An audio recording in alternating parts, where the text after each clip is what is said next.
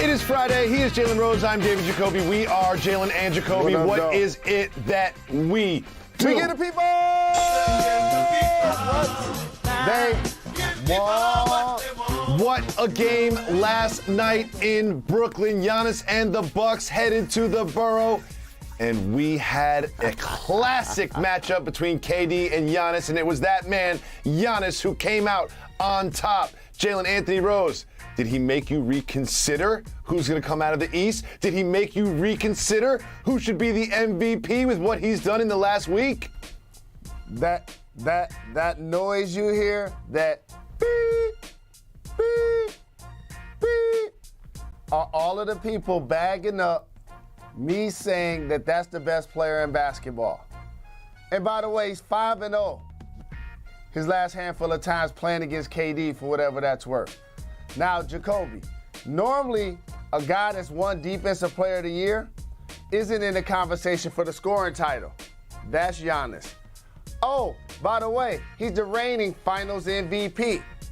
And all of a sudden, last year, he couldn't shoot free throws. Remember people were counting down when he went to the line? Mm-hmm. He made 2 when his team was down in the clutch to put them up 1. Also, we talked the other day, big mid-range shot, big three-point shot, big free throws, big blocks. So when I woke up this morning, I felt like Giannis is the league MVP. That's one thing for me to say who's the best player. How about his last 2 games? Against the Sixers, against the Nets. All dominant performances ain't created equal. I'm paying attention to who he's doing it against also. And under the circumstances in which it's happening. They're still climbing in the East. He's still ascending as a player. Giannis, as I keep telling everybody, is the best player in the NBA. Did I stutter? Well, Jalen, I had Jokic as the MVP, and I thought it was going to be very difficult for my opinion to change about that. But in the game against the Sixers, with the big block at the end, in this game, as you mentioned, doing it in ways that he's been criticized for. The free throws, 2 for 2 when he needed them. The three-point shot off a weird little broken play. That wasn't just a catch-and-shoot easy 3. That was a tough 3, and he hit it with confidence to take the game into overtime. I, right now, am wide open on who the MVP is. However, I think the Bucks are coming out of the East. We're going to get the Suns against the Bucks again, an NBA Finals rematch. There's a lot of basketball to be played before we get there, but it feels like it. But let's talk about the Nets, who are now in jeopardy of going to the number 9 spot, which means they could potentially play not 1, but 2 play-in games just to get the opportunity to play the number 1 or number 2 seed in the Eastern Conference. KD played really well. Kyrie was back. What do you see from the Nets yesterday? I think when you watch the Nets, and rightfully so, we get enamored by the offensive wizardry of Kevin Durant. And the same with Kyrie Irving, his ball handling. And both of those guys, when they get going, they're virtually unstoppable.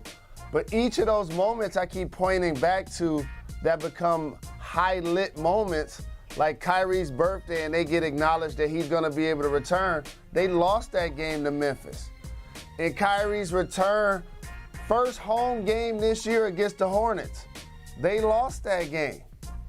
Last night against the Bucks, they lost that game. Mm-hmm. And he is in the lineup. And you know what else it reminded me? I told you that Drew Holiday is a top 20, 25 player, and you laughed at me. And the first thing I said was, lock down defensively. Did you see Kyrie the last 4 minutes of regulation? Not really. Did you see Kyrie in overtime? Not really. Oh, okay. The reason why? Drew Holiday, 3 total field goal attempts. Drew Holiday was denying him the ball. Drew Holiday was locking down. And that's what I mean, Jacoby. Like the Milwaukee Bucks, they're a team, and Chris Middleton got ejected. Mm-hmm. Chris Middleton got ejected for a hard foul, and they still found a way to get the victory. They did, and people talk about the Nets as being a scary 8 seed and potentially jockeying to stay out of the 1 and 2 spot or the 3 or 4 spot, and they are that. They're a scary 8 seed or 7 seed, but they're not a threat to win the Eastern Conference for the reasons that you just laid out. And when you mentioned all the losses when Kyrie played, I don't think people really realize that they're under 500 in games that Kyrie has played. Like, it's not just, oh, add Kyrie and all of a sudden we're the best team in basketball, because they're right now tied with the Hawks for the 10 spot. This could get really interesting just for this team to get into the playoffs.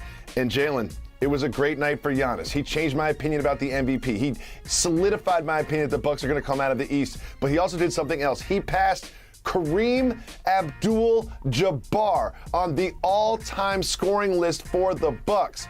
Jalen, what a momentous, historic evening for Giannis, and what a way to do it. You go ooh and ah.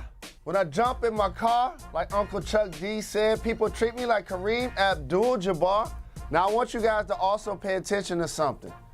Giannis, it took him 9 seasons.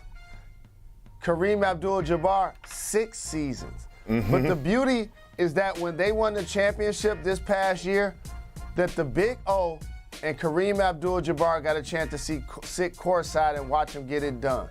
And when we start having these GOAT conversations again, I love LeBron James, but wake me up when he accomplishes some of the things that Captain has already accomplished. And I'm not going to even talk about the 4 championships in high school and the 3 in college. I'm not going to even talk about those. I'm going to talk about the 6 championships in the league, the 6 league MVPs. He's still the NBA's all-time leading scorer, and he still has the most unstoppable trademark shot in the history of the game. To me, he's the second best player to ever perform in the NBA. We could argue about that for a long time. We can also argue about who is the best player in the NBA right now. The 2 of them, I would say, the top 2 candidates, Giannis and KD, played against each other last night. And KD also said something extremely interesting after the game. LeBron James has 3 more games to qualify in the scoring title. Something tells me he'll get there. But here is what Kevin Durant said after the game, looking back at various stops on his NBA journey and his legacy. He said the following, and I quote, "OKC has to retire my jersey. It wouldn't even be good for the game of basketball if they didn't. The same with Golden State." Jalen, you love statues, you love legacy, you love jersey retirement. How do you feel about KD saying it's bad for the game of basketball if OKC and Golden State, where he only played 3 seasons, don't retire his jersey? Talk your ish, KD. I ain't mad. And I'm noticing something.